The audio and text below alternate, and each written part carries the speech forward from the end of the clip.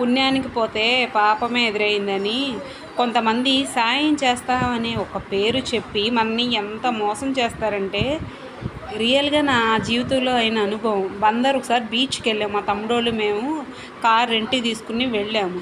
వెళ్తే అది ఖాళీ ప్లేసు. బీచ్ అంటే అంత ఖాళీ ప్లేస్ ఉండిద్ది. పెద్ద బిల్డప్గా వెనకాల వచ్చి car back back front front అటు ఇటు సైడ్ సైడ్ అంటే ఓవరేషన్ చేసింది. కారు పార్క్ చేస్తుంటే చేసి దిగనగానే చెనక్కాయల పొట్లం తీసుకొచ్చి చేతిలో పెట్టింది.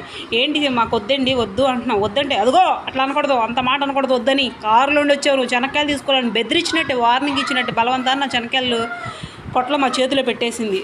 సర్లే అని తీసుకున్నాం. ఎంత అంటే 50 రూపాయలు అంది. అది చాలా చిన్న పొట్లం, అసలు దాంట్లో తిప్పి తిప్పి కొడితే ఒక 10-20 చెనక్కాయలు కూడా లేవు.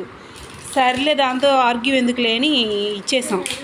ఇస్తే 200 కాయింతి ఇచ్చాం. మా దగ్గర చేంజ్ లేదు, 50 రూపాయలు. 200 కాయింతి వేస్తే చేంజ్ ఇమ్మంటే ఏమనంటుంది, ఏంది చేంజ్ ఇచ్చేది, అలా కారులో వచ్చిన వాళ్ళు చేంజ్ అడగకూడదు, పైగా నాకు ఆకలేస్తుంది, నేను ఏమన్నా వెళ్ళండి అని చెప్పి పొగరగా ఇచ్చుకుని వెళ్ళిపోయింది. ఎందుకులే, పెద్ద వయసుది.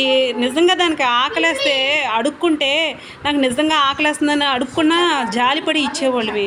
మోసం చేసి తీసుకోవడం ఎందుకో మరి. అలా బ్రతుకుతారు ఎదుటోళ్ళ మీద కొంతమంది. బతికితే నీట్గా బతకాలి, లేదా బతకడం మానేయాలి, అంతేగాని ఇట్లా చీటింగ్ మోసాలు మాత్రం చేయకూడదు జనాల్ని.